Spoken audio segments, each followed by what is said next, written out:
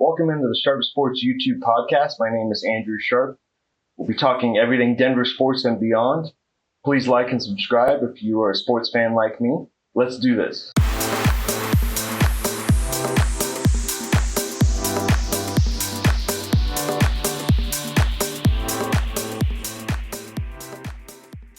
Welcome into the Sharp Sports YouTube channel. My name is Andrew Sharp.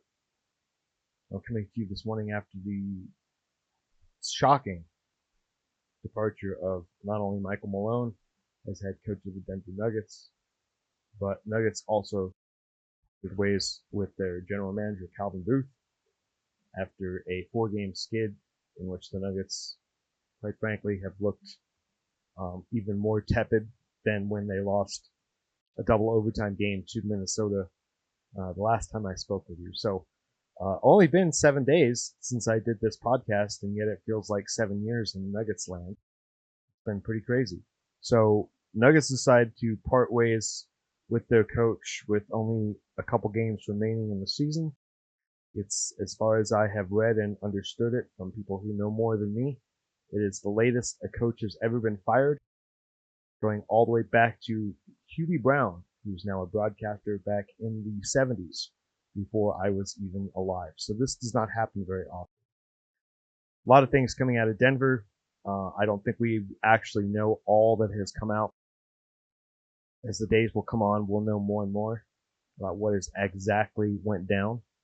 But as I stated on the previous podcast I was on before, and I might drag up that clip at some point, that Calvin Booth wanted to draft and develop young players. Michael Malone doesn't trust them and wants to play veteran players. And apparently, them being unable to work together, apparently they were not speaking to one another, which is not, that's just not a way to run an organization. Josh Kroenke decided to go ahead and get rid of both of them. I think the timing is the biggest problem I have with it. That was my first reaction, was why now? Why now? What if they go on a run? What if they make the Western Finals? Well, I guess that makes it really hard to get rid of them. So it sounds like maybe the owner wanted to go in a different direction no matter what. Now, I'm not sure if that's the best idea. The grass isn't always greener on the other side. I don't know a ton about who's who in NBA general manager circles as much as we all know the coaches. Michael Malone certainly brought the Nuggets from the bottom basement.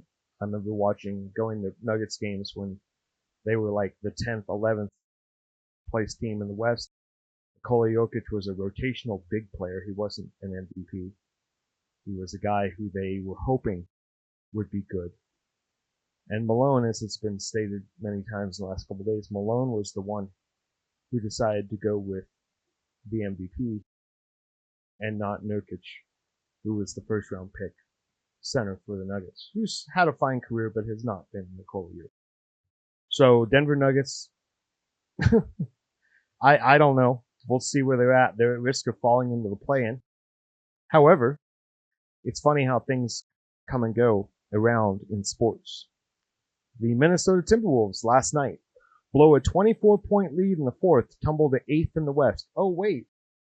I know. Wait. Oh, the Nuggets blew a 20-point lead to the Timberwolves in multiple games, which is why they're at where they're at right now. So this league's wild. Minnesota is now down to 8th. As of this morning, the Denver Nuggets are 5th, which unfortunately means they will not have any sort of home court in the Western Conference playoffs, but that means that they get to play the Clippers, a matchup that I would favor for them. Certainly better than having to play Golden State or the Timberwolves. Definitely would love to play the Clippers over either one of those. Nuggets have done pretty well against them. Granted, they would have to be working from behind on the road. But there is a logjam. The Nuggets, Golden State Warriors, Memphis Grizzlies, and LA Clippers all have identical records. It all comes down to tiebreakers, head-to-head matchups. But all 4 teams, as of this morning, are 47 and 32, which again makes the loss to the Timberwolves last week even more devastating, because if the Nuggets were at 48 wins, they would be sitting at the 4 spot behind Los Angeles, Houston, and they had no chance of even dreaming of catching Oklahoma City for the one. So as we sit this morning, Nuggets have an interim head coach, Dave Adelman. I don't know. I don't know enough about this guy to tell you whether he's going to be good or not. I hope he does okay for this year. I don't necessarily think that he's a long-term solution. The Nuggets definitely need to, in my opinion, do a full search. If you're going to replace the general manager needs to pick the coach. Because what's going to happen is if you install him, the interim coach, as the permanent coach and then bring a GM, he's going to want to hire his own guy, no matter what. He can say all the right things to get the job, but this is pro sports. The general managers pick the coaches. That's how it works in football, basketball, baseball, all sports really. The GMs pick the coaches. Coaches pick the assistant coaches. So if the Nuggets are going to do this backwards and keep an interim coach next season while hiring a new GM, that's a recipe for disaster.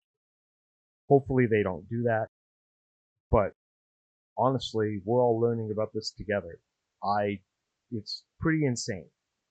Most of the NBA people that I follow, who I have the utmost respect for, who have done this way longer than me, and certainly know more people in the league, are pretty much aghast at what the Nuggets have done. It has not been, as we stated before, it's been a bit of a disappointing season, but I did not think that they would make this move this late in the year, especially with the playoffs around the corner. We shall see. Last thing I want to say about this is we can blame the coach. The NBA loves to blame the coach because the players make so much money with guaranteed contracts that you can't fire the players. But this falls directly on Jamal Murray and Michael Porter Jr. Two max players who have underperformed, underdelivered, not been available this season. Malone may have apparently lost the locker room. I don't know. It's hard to say. An NBA locker room is only 15 guys. So, but if 7 don't like you, you've got a problem. But this really comes down to Jamal. It's come down to Jamal Murray, who got his bag. He's been basically an on and off court disaster since the championship, going all the way back to his horrible Canadian Summer Olympics, in which he basically didn't play. So, Jamal, what does this mean to you? You just happy to get your max deal and now you got your money and you're just going to chill? I'm also be curious to see how long this hamstring injury, is it an injury? Are you truly hurt, or are you just tired of playing basketball and you want to get to the playoffs? Okay, I can kind of understand that, but it's either put up or shut up. And this new general manager coming in, I hope he has a green light. Green light, anybody's on the board other than Nikola Jokic. Everyone, and I would say, my opinion, Aaron Gordon should not be traded. Aaron Gordon has done everything the Nuggets have asked for him. He's one of the big men who can really play with Jokic and gives them a size component that is unique in the league. So Aaron Gordon would be my other untouchable. Other than that, everyone else is available. Draft picks, swaps, make it happen. Doesn't matter. Also, are we going to decide, are we developing young players? And by we, the Nuggets, are we developing the young players, which is hard to do? You're picking in the late first round. Or are we going all in with veteran, proven guys for Nikola Jokic's prime? It's time to make a decision because this back and forth, half in, half out, are we developing? Are we signing veteran players? It's not really working. Other than a few, Christian Brown has been a beautiful addition. Although he was on the championship team, he was just a rook. But he's come into his own. He's had a terrific season this year. He's the other one that I would say, given his contract, would be, I would not trade him unless it was a sweetheart offer for somebody much better. So anyway, just want to do a little quick reaction pod.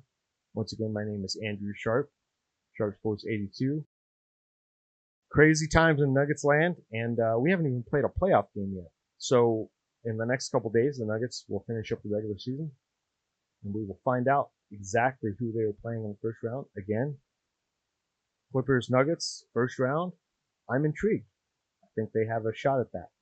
After that, having to play, if they are indeed the 5 seed and playing on the road with more road games than home, it's anyone's guess. Anyway, thanks for joining me. My name is Andrew Sharp, Sharp Sports 82. See you soon.